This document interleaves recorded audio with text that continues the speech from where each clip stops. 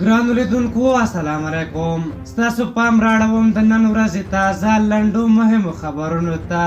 پیل له ولسمشر غني کوو. ولسمشر غني غزني ته د خپل سفر پر مهال ویلي په هېواد کې روان افغان وژنه غیر انساني او غیر اسلامي عمل دی او د ودرولو لپاره باید د اوربند غږ پورته شي.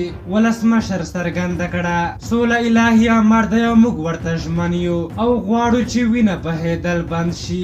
بهرنیو چارو وزارت د ایران د بهرنیو چارو وزارت د مرستیال عباس راکچي په مشر یو پلاوی کابل ته راغلی او د افغانستان د بهرنیو چارو له سرپرست وزیر محمد حنیف اتمر سره یې لیدلي. ایرانیان وایي په ایران کې د حنیف اتمر د سفر پر مهال شوې هوکړې تعقیبوي. سهیل شاهین د طالبانو د قطر د دفتر ویان سهیل شاهین ویلي چې پرون امریکایي بي پیلوټ الوتکو د دوی جنگي کاروانونه په نښه کړي او دوی ته پکې مرګ ژوبله وختې ده. سهیل شاهین په یو ټویټ کې ویلي دغه بریدونه په هلمند، زابل او غزني کې پردوی شوي. شاهین وایي امریکایي ځواکونو د قطر هوکړه لیک نقض کړ او له موږ سره د ژمنې خلاف پر موږ برید کړی. افغان حکومت ویلي پاکستان د نور پر ډیورنډ کرښه د خپل سرو تاسیساتو له جوړولو لاس واخلي.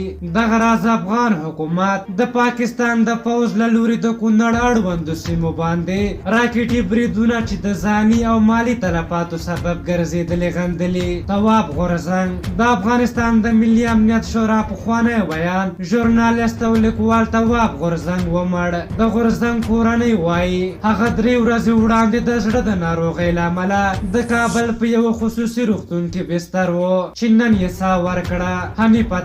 حنیف اتمر وایي افغان حکومت د سولې لپاره له رامنځته شوي فرصت په ځواک ملاتړ کوي چې ښه مثال د حکومت له لوري تر اوسه له 4,400 ډېرو طالب بندیانو آزادول دي. هغه زیاته کړې 12 هېوادونو د بین الافغاني خبرو کوربتوب ته چمتووالی ښودلی خو طالبان لا هم د نیټې او ځای ټاکلو لپاره چمتو نه دي. په هر حال دا د نن ورځې تازه لنډ او مهم خبرونه. تر بیا چې ستاسو چوپړ ته راځم په لویو بخښونکي خدای مسپارم. د الله په امان.